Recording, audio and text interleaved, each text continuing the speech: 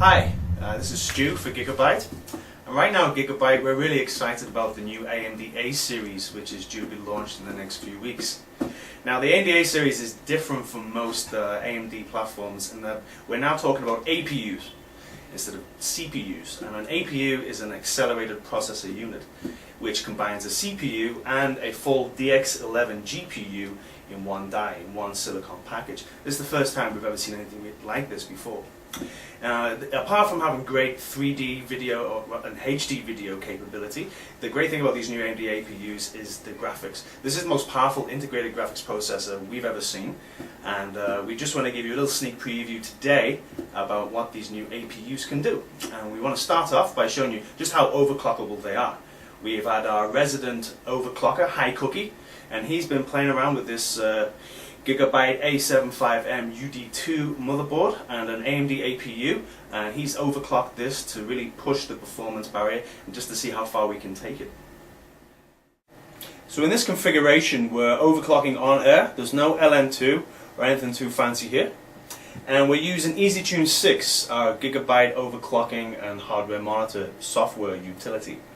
As you can see, the CPU is humming away at approximately 3.6 gigahertz, which is an increase from 2.9 gigahertz. The FSB has been raised from 100 megahertz to 140 megahertz. The memory, dual channel memory, has been moved up from 133 to 2240 megahertz, and most importantly, the GPU clock has been raised from 600 megahertz to 840 megahertz. So now that we've tweaked our system, we've overclocked both the CPU and the GPU and the memory as well, you can see now that we're running 3D Mark Vantage, which is a very well respected benchmark for 3D applications, and it's churning through that quite nicely.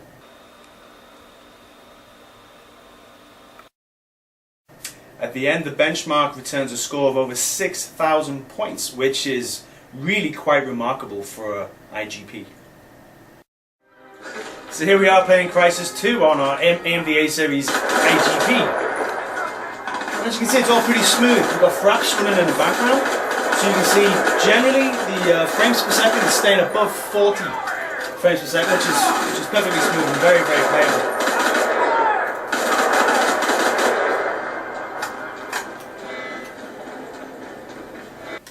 Now, if you'd have said to somebody a few years ago that I'm going to play Crysis on my IGP, people would think that's crazy. You can't play Crysis on an IGP. And yet here we are with the new AMD A series, and that's exactly what we're doing. Inside this AMD APU, you have a real DX11 graphics core. It's very much similar to what you're getting with a mainstream discrete graphics card, which is something we've never seen before, and something that hopefully you'll be as excited as us. Thanks for joining us. Bye bye.